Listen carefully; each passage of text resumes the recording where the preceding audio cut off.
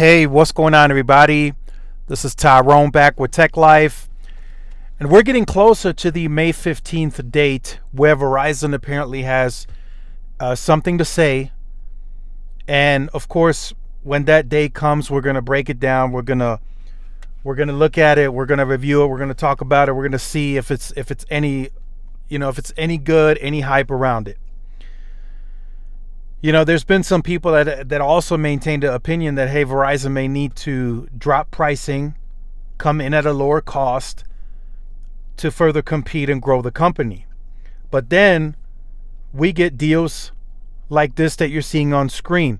This is a great article from Yahoo Finance. I will leave a link to it in the description down below so you guys could check it out. Verizon signs deal with Vertical Bridge for rapid expansion of new cell towers.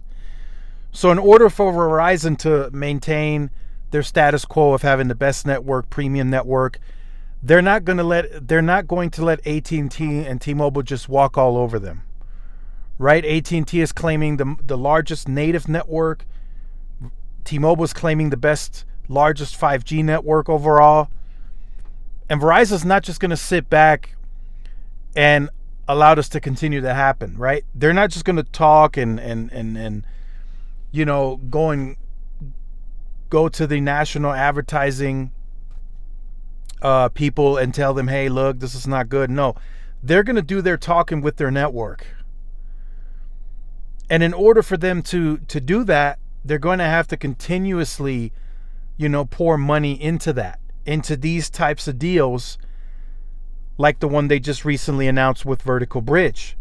And that comes from Verizon being the most expensive, having the profits and the free cash flow to move as flexible as they do.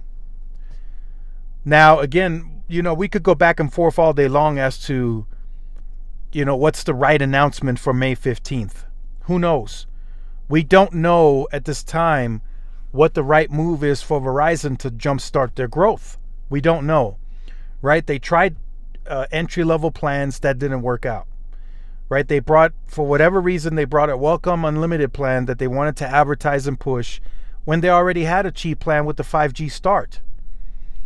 So they have two plans that compete in the same category for the same customer.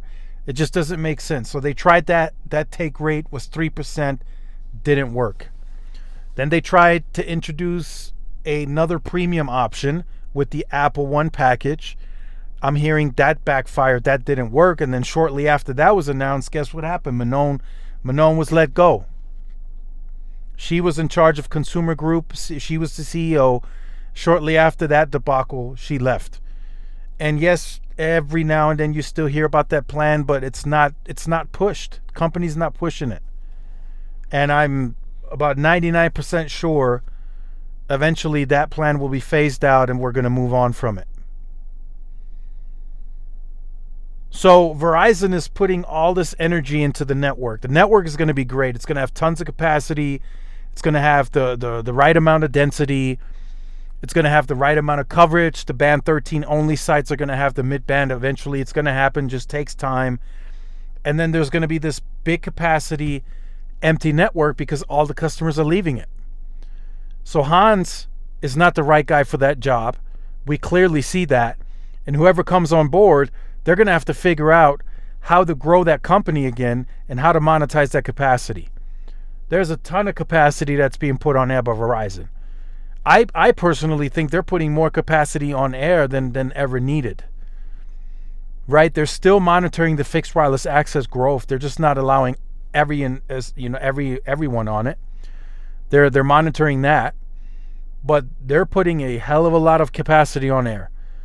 In a lot of these macro sites that have C-band, CBRS combos now, there's a millimeter wave small cell. I mean, when is that going to congest? It will at some point. Data usage is growing. Fixed wireless access usage is going to grow.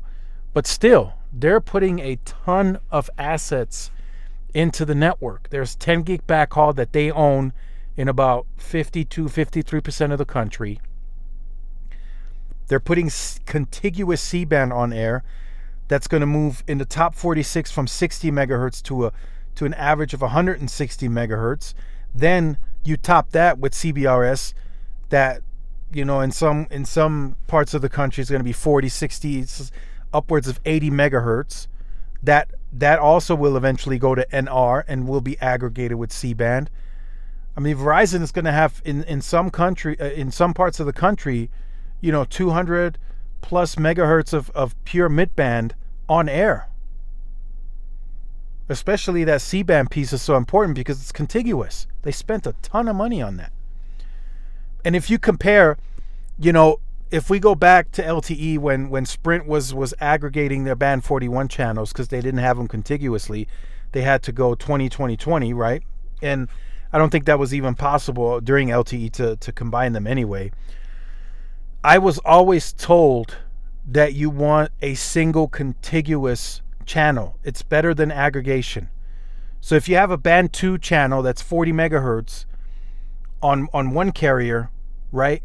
And then AT&T has that same 40 megahertz, but it's aggregated 20 by 20, that 40 megahertz is always going to perform better.